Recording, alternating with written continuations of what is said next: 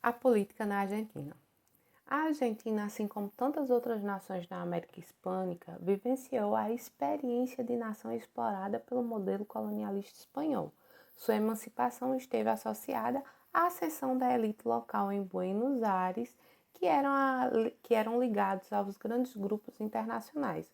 O nome que a gente dá essa galera são crioulos, que eram os descendentes que eram americanos descendentes de espanhóis que desejavam aí uma maior participação política. Então, essa galera é quem vai liderar essa emancipação, né? Que vai influenciar aí os grupos formados por indígenas, mestiços, camponeses e mineradores na busca pela emancipação. No final do século XIX, o país apresentava um relevante desenvolvimento econômico que combinava o latifúndio agroexportador com a indústria de frigoríficos e já era economicamente integrado por ferrovias que escoavam a produção pelo Porto de Buenos Aires. O fato de a Argentina ter se transformado em um polo de desenvolvimento vai atrair decisivamente milhares de imigrantes europeus. O crescimento do proletariado urbano e da classe média vai possibilitar a criação da União Cívica Radical, um grupo político popular de tendência esquerdista que contava com o apoio das massas e que chegou ao poder com um projeto marcado pelo nacionalismo econômico correspondente ao período de 1916 a 1922 e de 1928 a 1930. Com a Grande Depressão, lembra 1929, ocorreu a ascensão da República Conservadora entre 1930 e 1943, representada por oligarcas fascistas e grupos favoráveis ao capitalismo estrangeiro, seguindo a tendência europeia desse período. Em 1943, ocorreu a ascensão do coronel Juan Domingo Perón. Quem nunca ouviu falar no peronismo, né, minha gente? A liderança ligada aí à Secretaria do Trabalho e da Previdência Social. Era o prelúdio do que futuramente ocorreria em termos de associação entre os setores conservadores da igreja, da burguesia industrial, do proletariado e dos valores do fascismo, e combinação do modelo populista e nacionalista daquilo que se convencionou a chamar de peronismo ou justicialismo. Perón utilizou a imagem feminina de sua esposa, Evita Perón, como estratégia para difundir esse governo personalista. Minha gente, estamos diante de um governo que se assemelha aí ao Estado Novo aqui no Brasil, sabe? Perón é o Getúlio Vargas da Argentina, tá bom? E Eva Perón, conhecida como Evita, ela era considerada a mãe dos argentinos, a protetora dos trabalhadores, aquela que afagava as massas e realizava concessões, passou a fazer parte da memória coletiva do povo argentino. Né? Em 1955, as Forças Armadas vão depor Perón e, em parte pelo fato dele estar aí em meio a uma crise econômica na década de 50 e porque ele fez várias concessões a grupos internacionais, além da concessão do divórcio e da liberdade religiosa. Vê, eu fico impressionada, porque nós estamos falando de 1950 e as pessoas, quer dizer, 1955, e a gente percebe que as pessoas ainda estão presas à questão do divórcio, ainda estão presas à questão da religião e ainda ficam chateadas, ou seja, estão tirando um governante porque ele assumiu, correu o risco aí de dizer assim, não, a partir de agora, cada um pode ter sua religião, ou então pode se divorciar, né? Umas coisas assim que a gente não consegue conceber que poderiam ainda existir em 1950. Uma história tão recente como a nossa, né? Em meio a manifestações populares de grupos revolucionários e a ameaça do regime ser abalado por grupos socialistas, Perón retornou em 1973 ao poder. O objetivo era ser mais uma vez um governo de unidade e manutenção de status. Mais uma vez ele foi esperto, ele utiliza a imagem feminina, só que dessa vez da terceira esposa dele, Isabelita, como vice-presidente do país. Com a morte de Perón, os militares voltam ao governo sob a liderança de Jorge Rafael Videla e vão instalar uma nova ditadura no país com o fechamento do Congresso e dos sindicatos, a quebra do pluripartidarismo e a demissão de ministros e parlamentares. Os militares falavam de busca pela estabilidade nacional e contenção dos opositores, muitos deles acusados de ligação com o socialismo. Mas a crise econômica continuava. A inflação, o desemprego, a repressão militar e a morte de aproximadamente 30 mil pessoas causaram de forma decisiva a desaceleração do regime militar. Outro significativo destaque foi o movimento da entidade Mães da Praça de Maio, que reunia familiares de desaparecidos políticos protestando contra a ditadura. Nesse período, o governo argentino usou politicamente a disputa da Guerra das Malvinas, em 1982, contra a Inglaterra para arrebanhar as massas em favor da cruzada nacionalista. Gente, só para vocês entenderem, a Argentina foi lutar contra a Espanha por conta das Ilhas Malvinas, viu? Detalhe. Só que não tinha estrutura nenhuma, não tinha treinamento nenhum. Nesse caso, a Argentina estava fadada ao erro, a perder. E interessante que eles acharam que a Inglaterra não ia dar muita atenção. Só que, na época, Margaret Thatcher vai deslocar tropas para o referido conflito. E aí, mesmo a Argentina tendo o apoio dos Estados Unidos, acaba sendo derrotada e a gente começa a ver a ditadura militar na Argentina perder força. Em 1983, o país retornou à recuperação econômica e à redemocratização sobre a vitória de Raul Alfonsín, candidato da União Cívica Radical. No que concernia à estrutura econômica, o país adotou o Plano Austral, que criava uma nova moeda, o Austral. Congelava salários e preços de mercadoria, ao mesmo tempo que o país buscava um alinhamento com o FMI, adotando uma política de contração de crédito. A retomada do peronismo ocorreu em 1989 com a vitória de Carlos Menem, reeleito em 1995, mas certamente ele não seguiria os padrões da herança peronista no tocante ao nacionalismo e à estatização. O alinhamento com a política econômica neoliberal foi a grande tendência, tendo o ministro Domingos Cavallo à frente da pasta da Fazenda. A economia argentina vivenciou o processo de privatizações de empresas estatais, dolarizou sua economia, internacionalizou-se economicamente, perfilando-se ao capitalismo financeiro. A Argentina seguiu os princípios de modernização econômica dos anos 90, como outros países da América Latina, como o Brasil. Contudo, também sofreu os dissabores de erros provocados por esse modelo. Com as crises internacionais dos anos 90 e especificamente a crise mexicana, os argentinos vivenciaram uma onda de fuga de capitais, o que gerou inúmeras falências e, consequentemente, o desemprego em massa, o famoso efeito tango. A União Cívica Radical voltou ao poder com Fernando de la Rúa, que não conseguiu conter o turbilhão de crises seguidas marcadas pela falência de empresas, a corrupção nas províncias e o aprofundamento da dívida externa. Os protestos contra o seu governo eram inflamados, o que levou inevitavelmente à sua renúncia no ano 2000. Em meio ao caos político, seus sucessores não conseguiram governar de 2001 a 2003.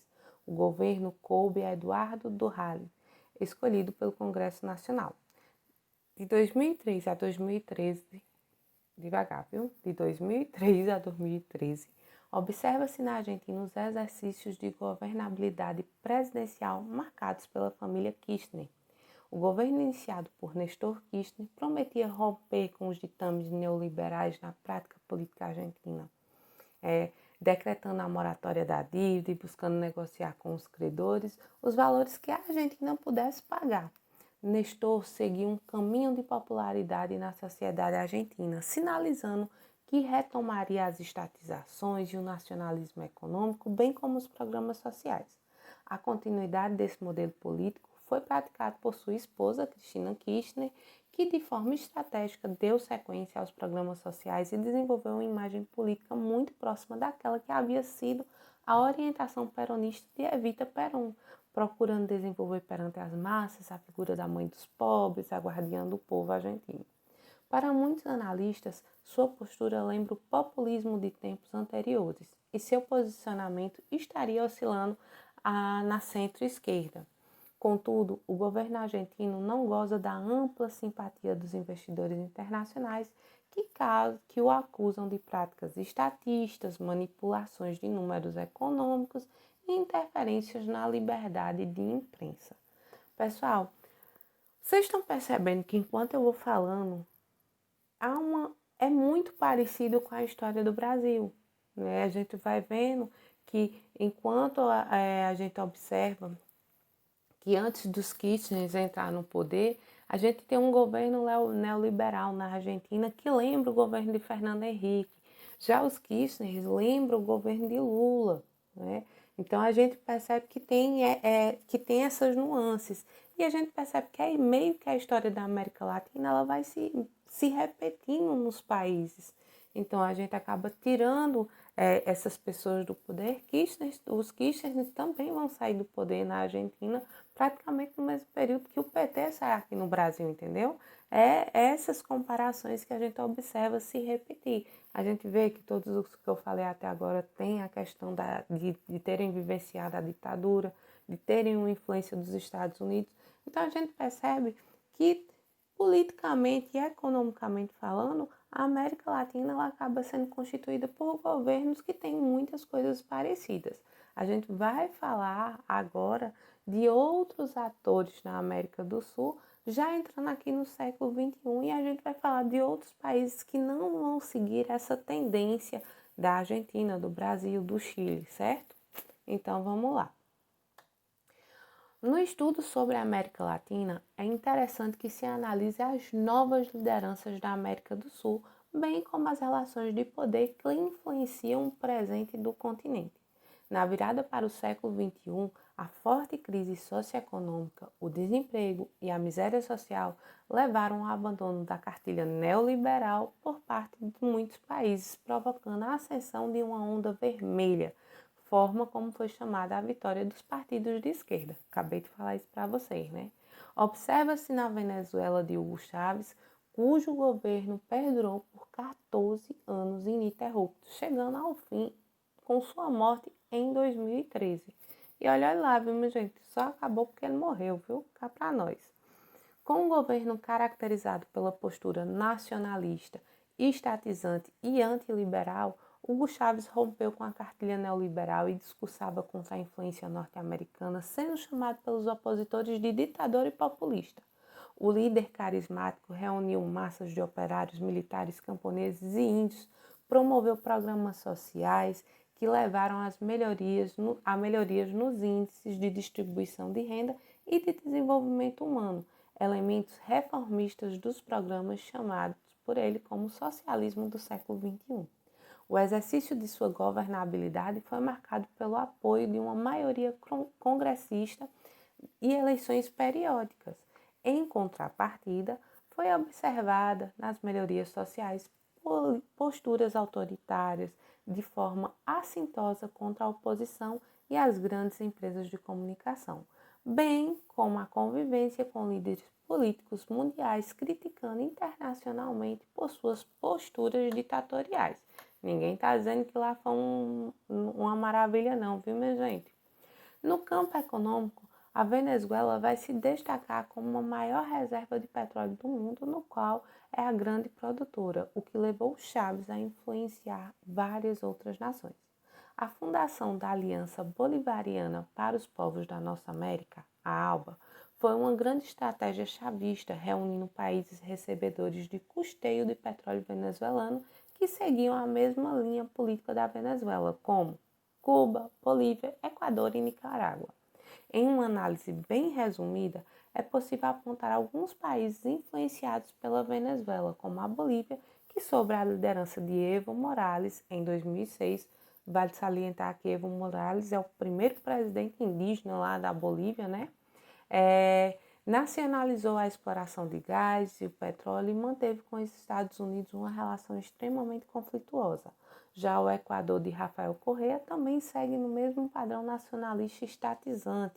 No Peru, com a vitória do nacionalista e bolivariano Ollanta Humala, eleito presidente em 2011, o governo adotou programas sociais e incentivos à educação e passou a dividir com a população mais pobre parte dos recursos provenientes da mineração.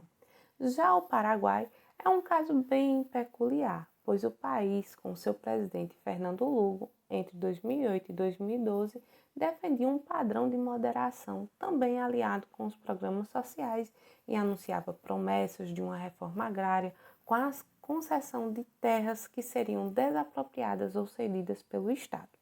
Ao ferir os interesses dos grandes latifundiários, inclusive os brasiguaios, foi deposto sob a acusação de não manter a estabilidade da nação, em meio a conflitos que se propagavam no campo, inclusive seguidos de morte.